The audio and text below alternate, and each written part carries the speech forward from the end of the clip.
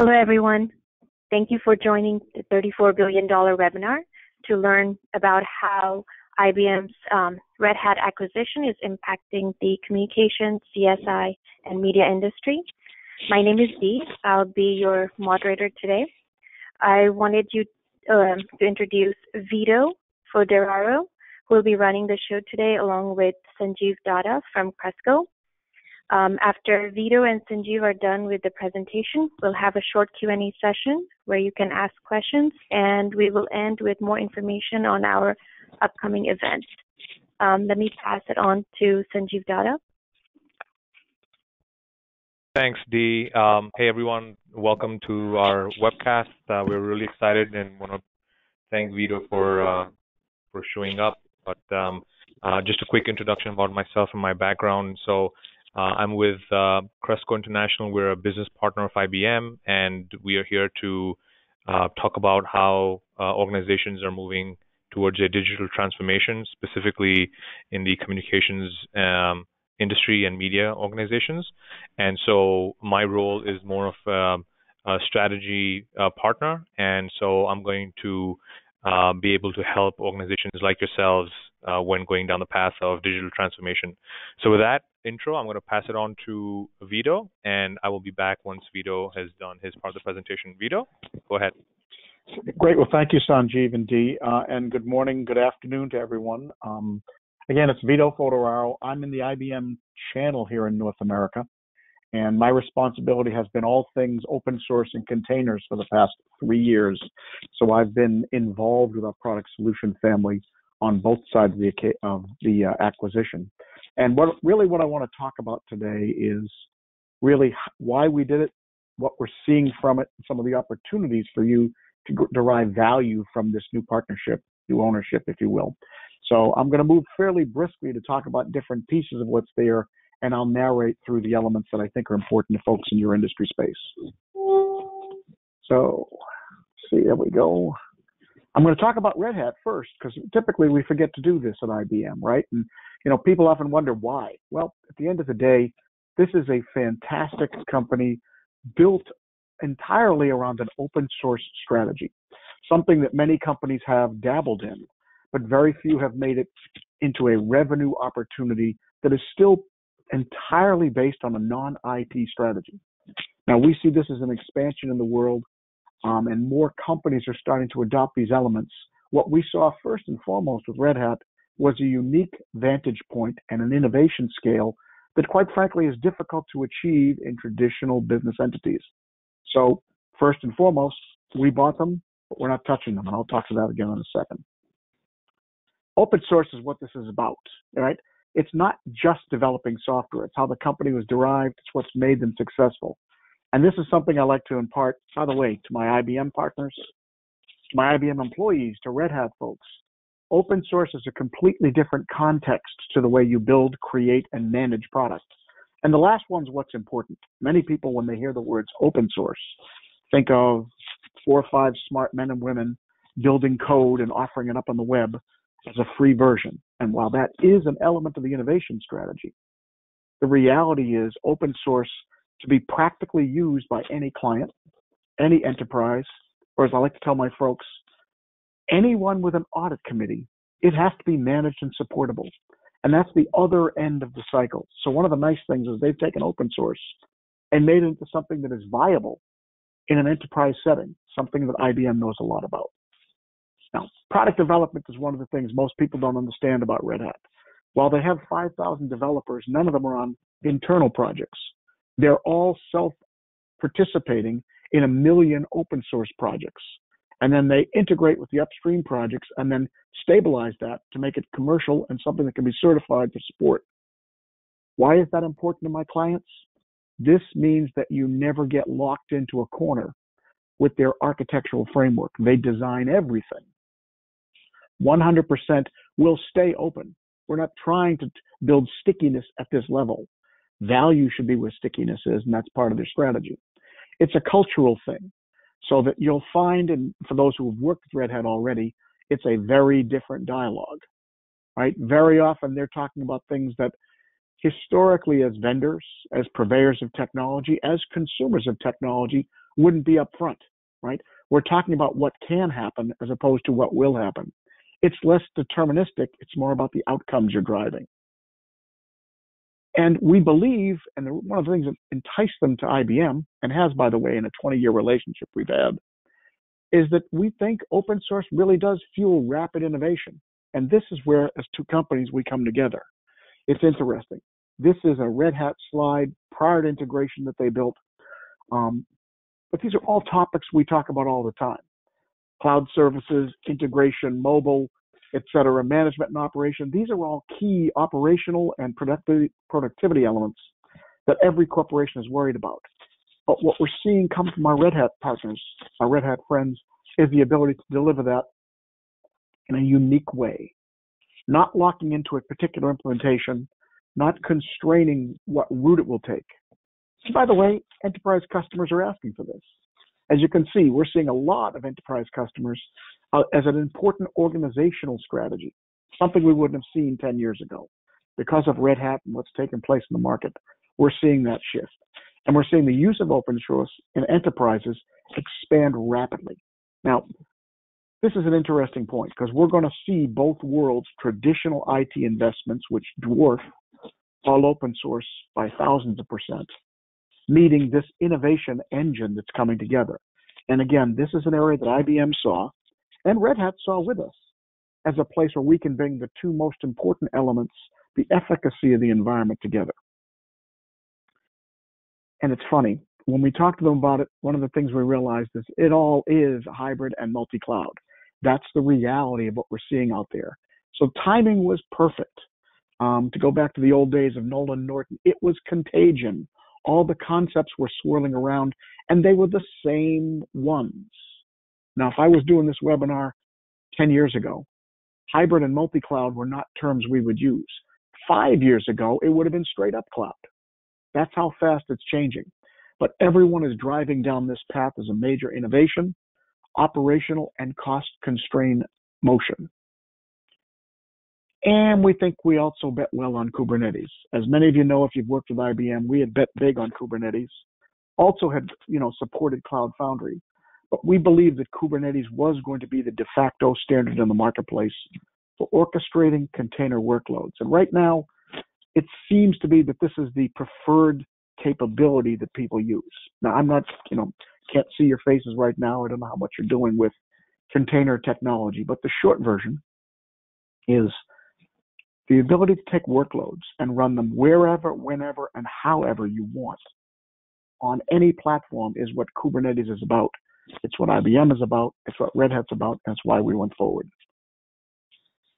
Because ultimately, hybrid is the new data center, right? It's no longer about one piece. And this is where many of our customers in the comms and media space are talking to us, because years ago, it was your data center, your contracted data center, or just the public cloud you picked.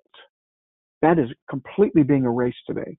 The reality is any data element might be part of the architecture. And the way Red Hat sees it is they build it from a Red Hat Linux platform up.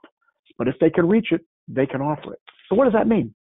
You see companies building new artifacts in the media space based on delivering content to different capabilities. In the next 5 years, we're going to leave going to the devices and handsets and go all the way to the edge. Media companies are going to be doing that.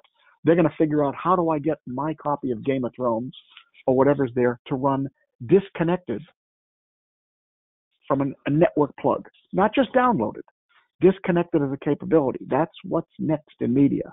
The ability for phone events to take place disconnected in a car. The ability for machine-to-machine technology to be affected without being a special technology. And I think that's the one other point I'd make mention. Historically, to do very sophisticated implementations, you are going to very, very focused, specific technical implementations that weren't horizontally available, that challenged the way people operated them, and basically constrained you to that architecture going forward to deliver that service, right? That's changing. Everything is becoming reusable to other business cases. And that's because the malleability of containers and hybrid cloud networks is allowing people to now think to use tools in different ways for different purposes. So together, we do share a common objective, right? It's about enabling the enterprise to innovate anywhere, right, with the broadest possible choice and flexibility. And this is a differentiator for this partnership, this unified company. Unlike anyone else in the marketplace, we're going to live open source. We're going to live multi-cloud. We're going to live not locked in going forward. Now, IBM has a unique challenge. We'll talk about it in a second, given that we've got this thing called an install base. Many of you have long-standing applications, services, infrastructure, tools, capabilities, etc., that all existed on-premise and are kind of locked in because that's the way business was done. We'll talk about it in a minute. We're moving that all forward so that now you have choice. That choice can be, you can remain on premises, you can go to SaaS, you can make your way to a public cloud or a private cloud or any and all of those together. And so this partnership is built around that objective, right? But also dealing with any environment and the unification and management, common services, and now deep industry knowledge, which we bring, and a humongous, massive partner ecosphere. And that's the last point I'd make on this slide. Partners are going to play an even bigger part because now we're dealing with the outcomes of our consumers at the point of delivery. Building off-the-shelf software will still exist, but really rapidly expanding mass customization or mass execution is what's going to happen for our clients. And business partners with industry vertical experience like our friends at Cresco will be doing that with you. And I got to remind you all, Red Hat is still Red Hat.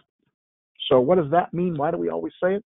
Well, Red Hat will still operate as an independent entity. You can't be open source if you're part of a traditional enterprise. You can use open source. You could leverage open source. But to be open source in your heart, you have to make sure that you've got a capability to do whatever is appropriate wherever the roadmap leads you. And sometimes that will lead you to other cloud properties, sometimes to other technologies that IBM may or may not have an interest in, right? Sometimes it'll be competitors because the reality is to our customers, they are consuming in a hybrid world. They are consuming in a multi-cloud world. They are consuming in a multi-technology offer, and we have to provide that. Now, I'm going to run quickly through their product portfolio because it helps set up one of the things we did. What's interesting is they do it all from a community perspective, and those who don't know it, they have about 5,000 engineers, I mentioned, all participating in these projects and developing solutions that are supportable going forward. So this really represents the heart and soul of what makes Red Hat so amazing in the marketplace and why we're so excited about them. IBM's adopting this inside. It's just we also have a lot of other things in our knapsack that we have to address, but this is a pure play from their perspective. And it's really designed around addressing customer challenges. IT optimization is a big deal for everyone. We know in the telecommunication industry, in the media industry, technology is turning over week after week. The foundation implementations are changing. 5G is going to shift all that. And the reality is, for those in that space, what you can do with 5G is going to shift. And the best example of that is think about how the cloud in its rudimentary forms 5-6 years ago changed business models. Really, think back to that. No one could imagine some of the business models that evolved. 5G and the way content is delivered, managed, consumed, created are all going to go through a radical change. Some of that being moved to the edge, being moved different places. But the lingua franca of this is the ability to move between that in a hybrid infrastructure. We believe it's hybrid cloud, but wherever you want it is important. Now, to do that, we both believe it's got to be cloud native in design. What I mean is you can't build into the rudiments of your organization, build deep, deep pillars that are immovable because then you're too rigid. You can't react to competition. And that's where becoming agile is important. And ultimately, all of this is made possible. Let's never forget this. Everything to the left needs automation and management. If you do not have automation and management, you have chaos and expense. So that just doing any of the other elemental things without automation, without management, you're retaining the cost models that make it inflexible to move. Now, they believe in transforming the infrastructure, and I'll run through them real quick. Obviously, in the infrastructure space, it's about our good friends RHEL, right? Linux is in its 8th version right now. It really and truly is the core of what has built the Red Hat organization. IBM has been on Red Hat for probably 15 years under the hoods of many of our products. It's designed around being both functionally, innovation-wise, and operationally the most mature offering in the market, and it's the fastest growing, most used distro in the marketplace. Then there's this automation thing. Many of you have probably heard of Ansible, but at the end of the day, the concept has always been, if you can do it more than once, then you should be able to animate it. You should be able to automate it. You should be able to create it. You should have tools to deliver that. And that's the Ansible Tower delivers. Now, let me never forget, there are pure open source versions of all these technologies in the marketplace. And then there are products where Red Hat sells subscription. For those less familiar, that's because, again, if that person from the audit committee is looking down on it, they want a version where someone will indemnify and support.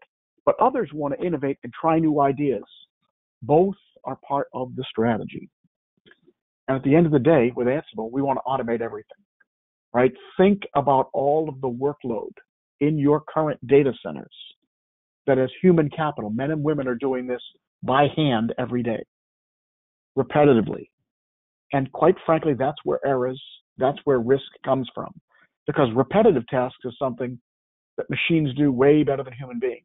Human beings innovate, they create, they go off script. Unfortunately, in operations, that's not a good place to be. So we look at things like Ansible to deliver that. Then, of course, there's infrastructure software. They deliver a lot of it, right? They want to make sure that there are developer tools across the spectrum that deliver for you the broadest capability in the way you address your solution. So they do have runtimes that can run anywhere. They have process automation. And then they have this thing in the middle called OpenShift, a container platform, which we'll talk about a lot.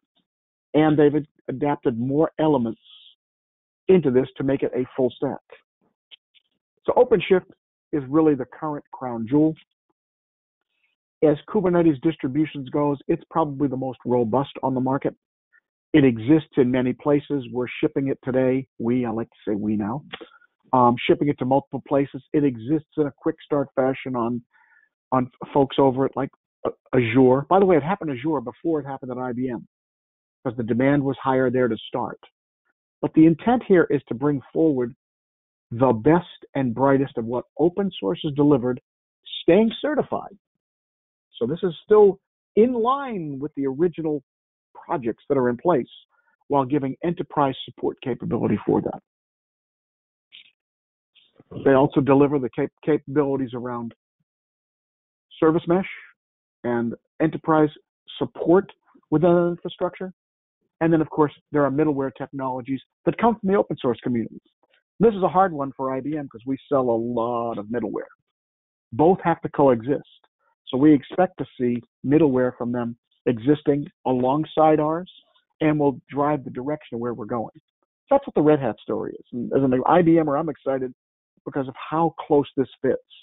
And one of the things I always tell my clients and my business partners is, so that's what I just got for Christmas. Let me tell you what Red Hat got for Christmas. First of all, we share this vision. It's about cloud. It's around digital transformation. Now, from our perspective, remember where we come from. We come from innovation, but innovation from the foundation of enterprise systems. So we're dealing with the challenge of bringing corporations to the cloud, of bringing mission-critical operations out from behind the firewall as appropriate, or, quite frankly, locking them down. And at the end of the day, very little of what we get to do runs without an ROI. That's not to suggest Red Hat doesn't have an ROI. It does. Fantastic ROI. But pure innovation sometimes runs its own course. We're trying to make sure we build implementations that can run from end to end and optimize high quality capability because there's a new reality today. Our clients aren't going on large vision quests. I think you're probably the same. Clients today are driving dialogues with us around outcomes that take place within a budget year, within a budget envelope, with a targeted return on investment, with the same objectives that anyone else would have. We're doing smaller and faster and more of a string of pearls approach because high-risk projects in IT tend to founder over time. You want them to pay for themselves and then deliver innovation and efficiency so that you recover capital. Now, if you talk to anyone at IBM, you've seen this slide before. The hybrid multi-cloud market, which, hey, just like our friends at Red Hat would say, it's the new normal. It's everywhere. And it's a really, really large market. It's in the trillion-dollar type space. But one of the things that's important to remember is it exists wherever your computing is taking place today. So that whether you're in a public cloud or not, whether you're in a private cloud or not, when you're on-premise database, on-premise operation, cloud computing is something that should be part of the architectural framework, and I'm sure it is for most of your companies. Now, we have to serve them all because no one's going to convert this year. Now, let me say it differently. If you're ready to convert this year, we're going to come help you. But the reality is this is a multi-year proposition for any corporation. Priorities, revenue, support, test, all those things still exist. But the reality is everyone is looking at multi-cloud, and they're starting to talk with new language.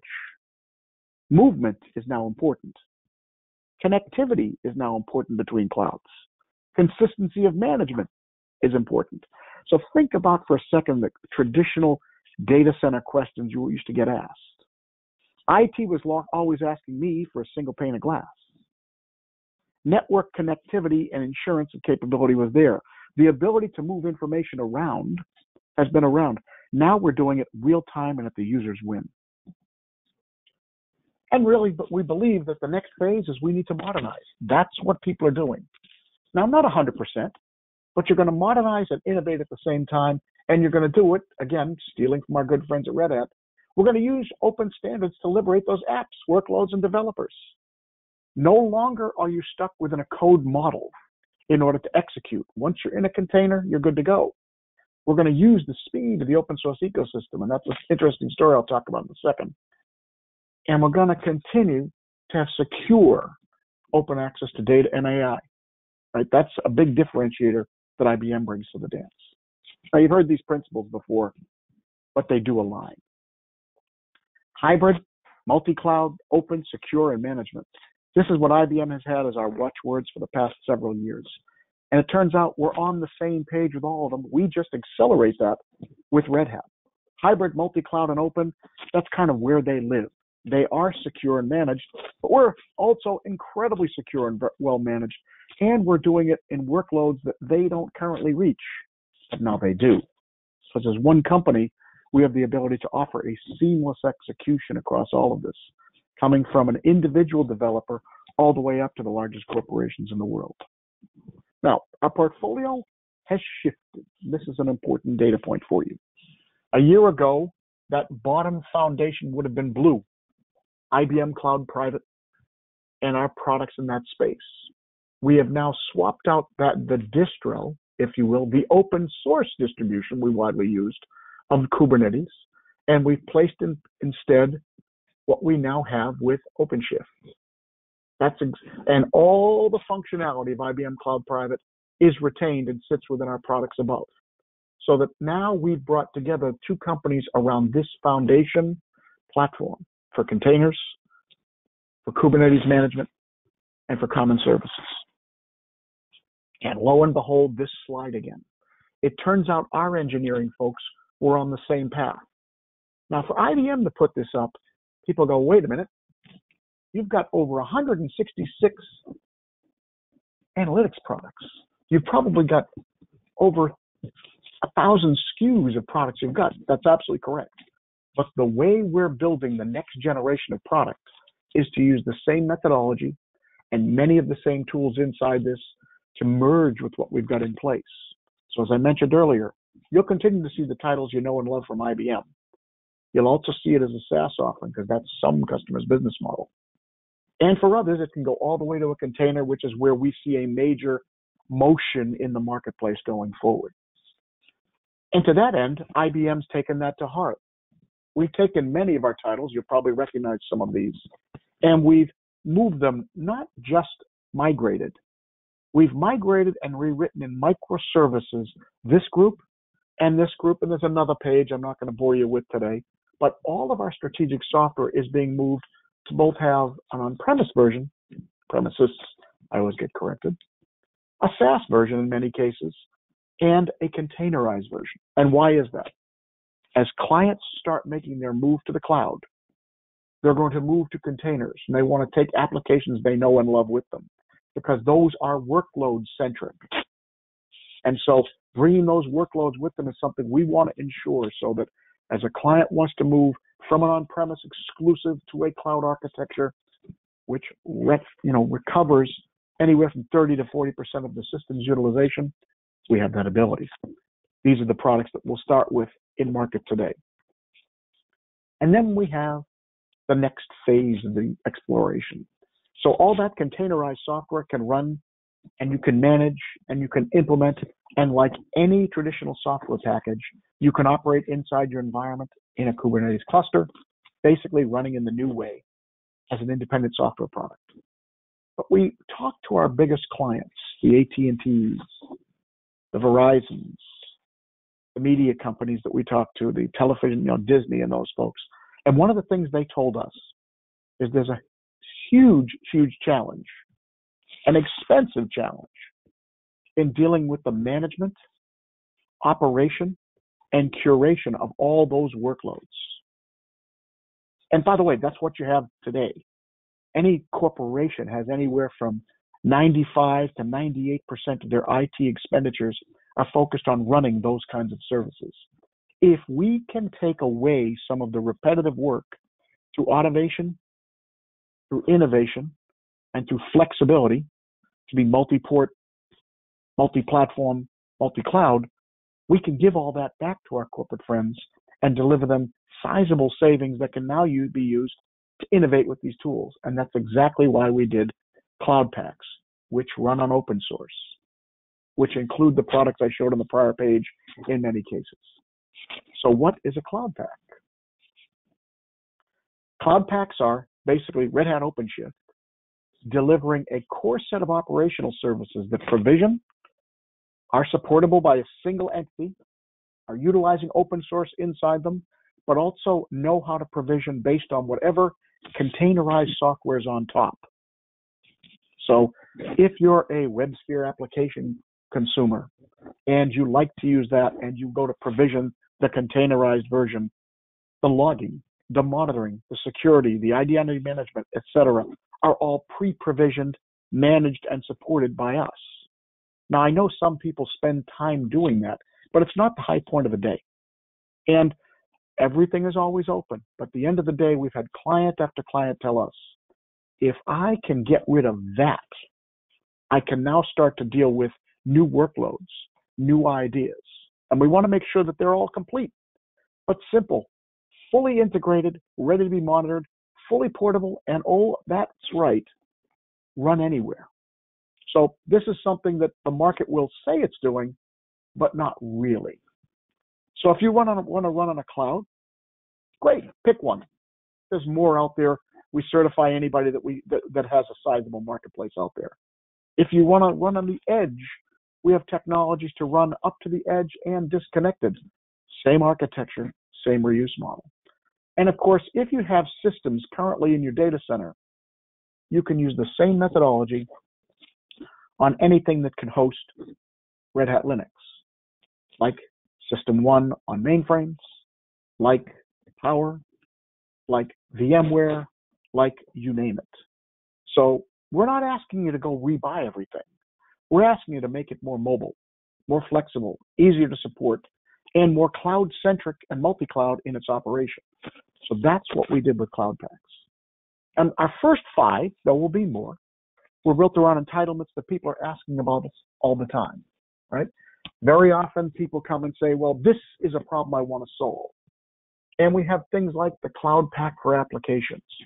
Think of modernizing the 20,000 clients we have who currently have WebSphere application service or any Java web server sitting in an app server sitting in their shop that needs to move from there to a new workload. Now, candidly, some people are going to want to move that code directly. Some are going to want to use new patterns like Liberty or Open Liberty. And again, there's a full spectrum of use cases. What we didn't want to do was say, hey, dump all that and throw it away. What we did is we built tools to help modernize your existing code. We built frameworks and runtimes to make that efficient.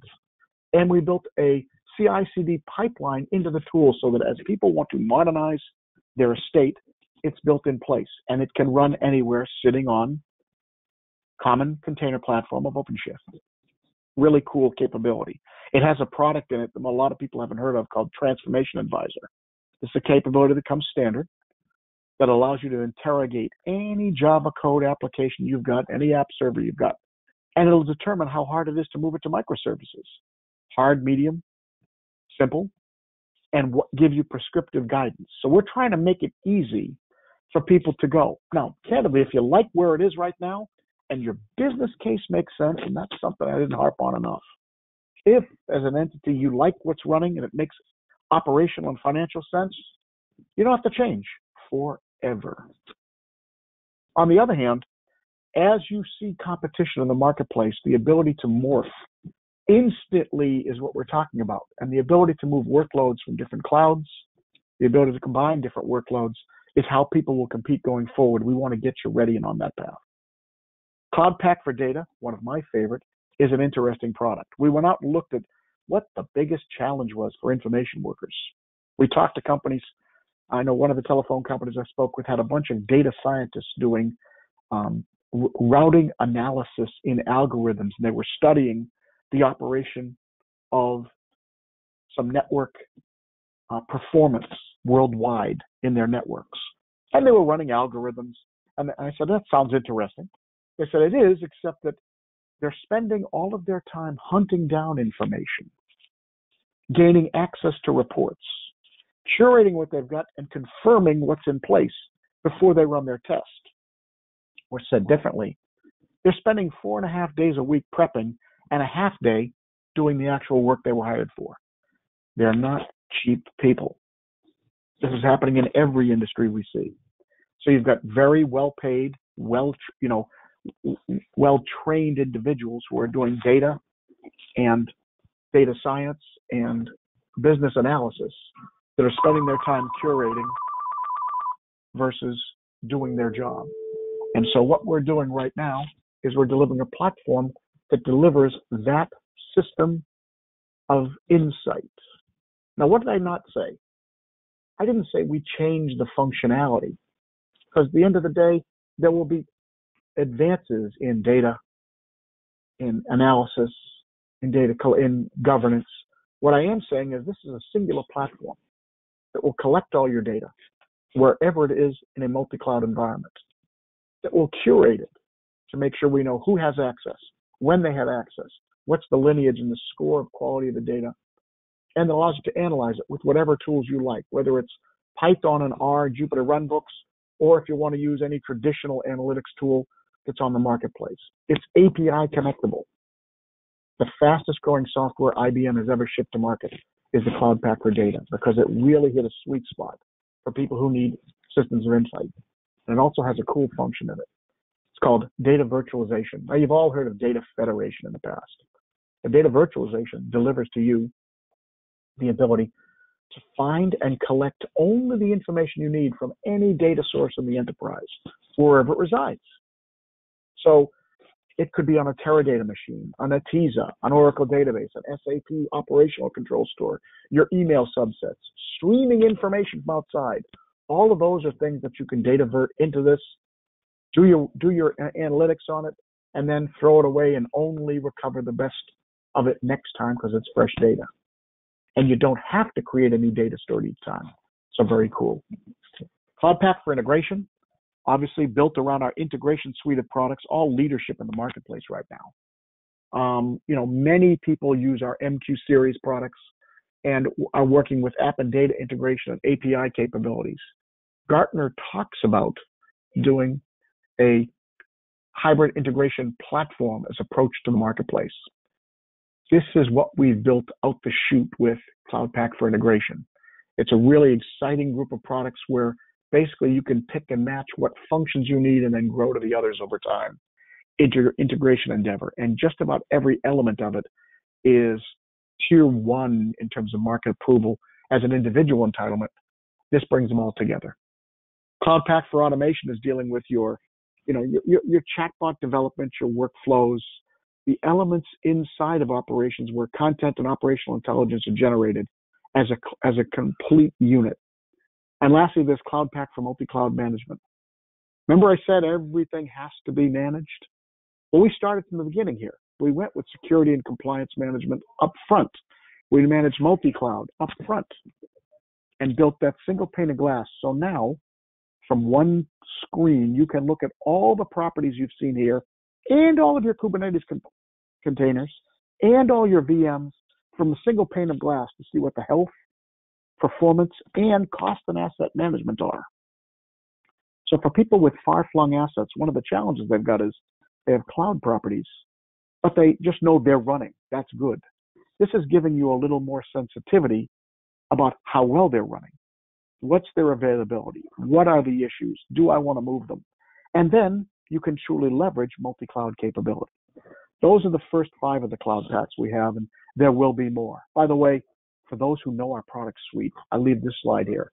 We've taken either the products or the functions from these products, but these are not bundles. So this is an important message. These are capabilities and, in many cases, full cloud containerized products that are available. But you don't have to activate everything. Not anyone would. You activate the platform and the products you need in an integrated fashion, and then you can merge those containers, you can merge those capabilities, you can merge those various microservices into your implementation. And again, the promise is anywhere you want to run it. So many clients we see start behind their firewall because they've got a computer.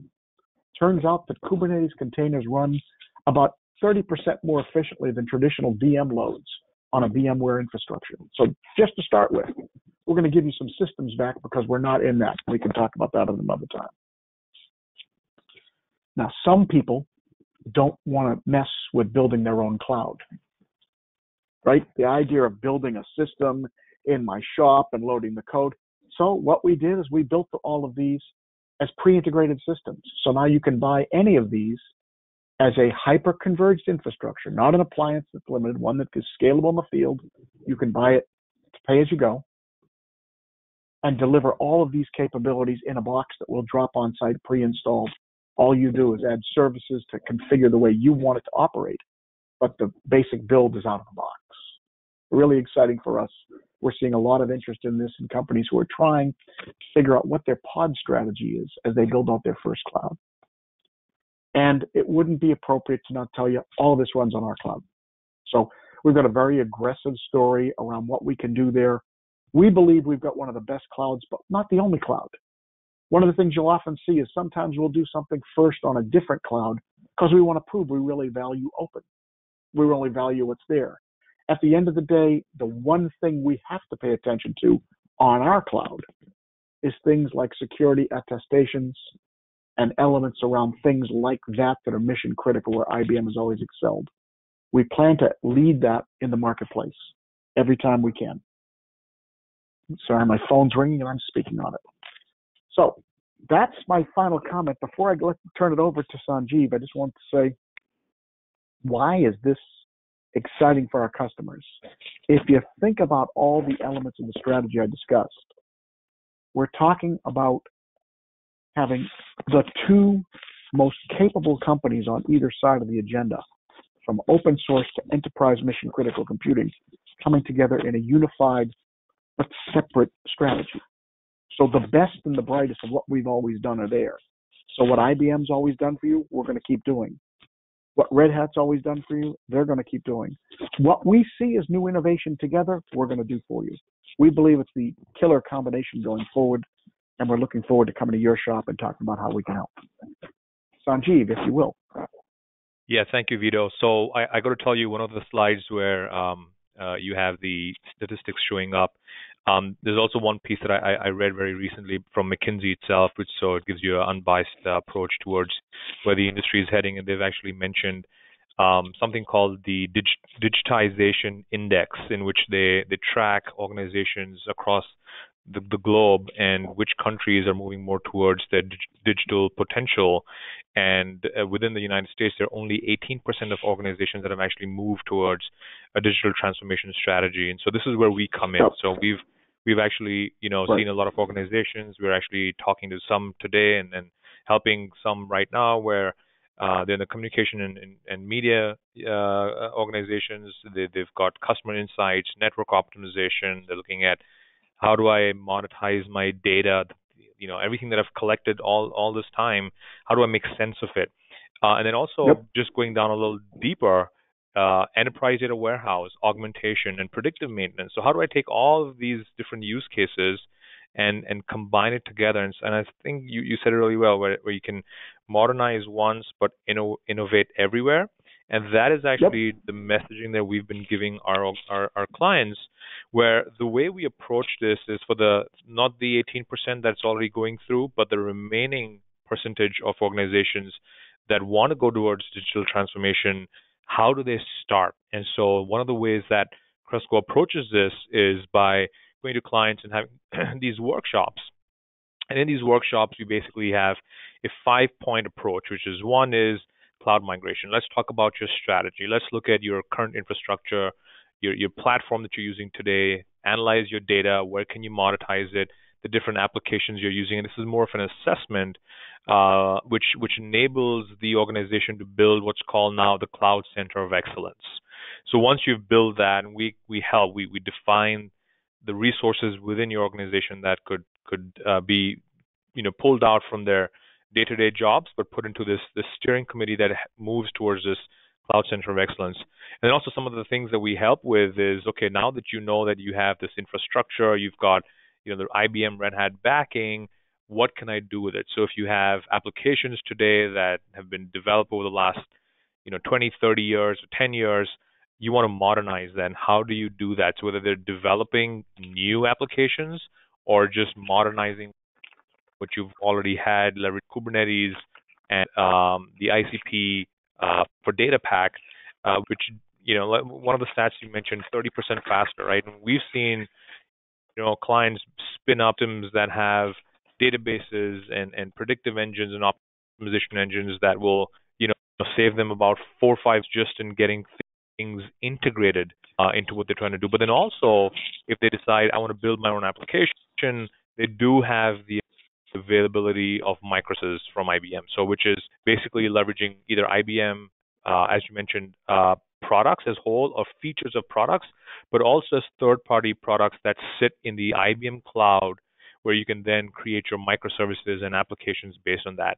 It is really something that companies are moving towards as part of digital transformation, where they look at this and say, okay, I want to pay as I go, right? I mean, I want to be able to, make this easy for myself and spin up something whenever I need an application or something around cloud computing and solve the problems that I have, reduce the reliance on owned hardware and all the costs that come with it, but move more towards a subscription-based model. And then also DevOps and automation. As you mentioned, automation, but then with automation, our workshop talks about how do you, the systems are fine, that's great. We have the technology, we have the people, but how does it impact my organization? How do I create that that discipline of adopting more towards utilization of what we've invested in as a company? And then also obviously the change management approach and kind of so it's a combination of IT/management consulting that organizations really value. And obviously because we come from a legacy data analytics background, we basically start off with how do you monetize data, and then how do you aggregate data, collect it, and then basically showcase it using dashboards and using natural language and make it easier for the end user. So it's more of a self-service approach.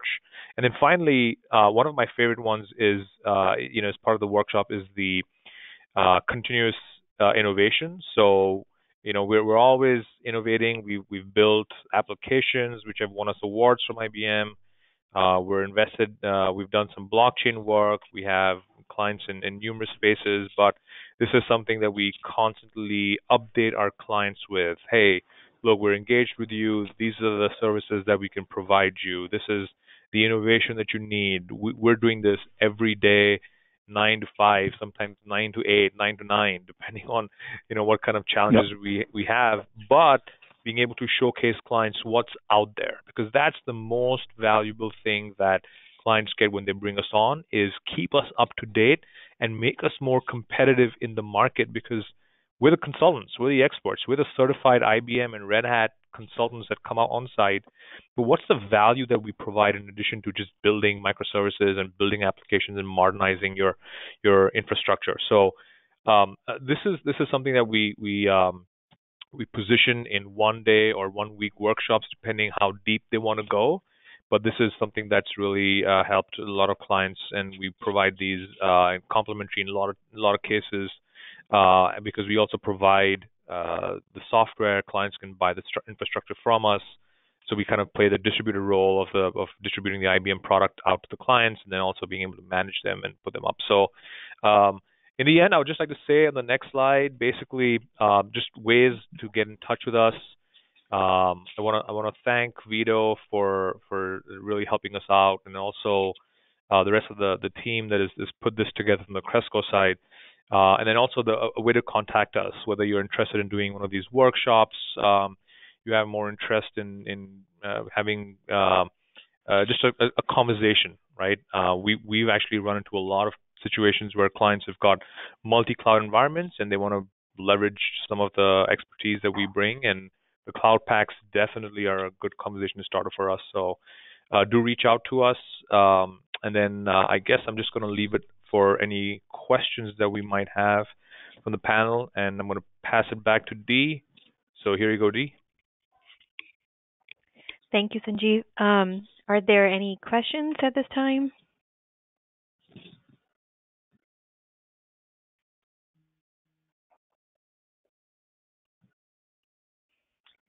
Okay, so thank you, Vito and Sanjeev, for the presentation. So, and thank you, everyone, for attending. Very good. Dee, I would close. A, thank you for your time today. But secondly, if you think of something you'd like to ask, if it's something didn't make sense, or you'd like to explore it, that's why I share my email address. I'm pretty regular on checking every day. Just remind me which session it was, and Sanjeev and I would be happy to get back to you individually. Have a great day, and thank you. Yes, and also this session will be recorded and it will be posted on our website. So if you wanted to go back and reference it, it will be available for you. Thank you, everyone.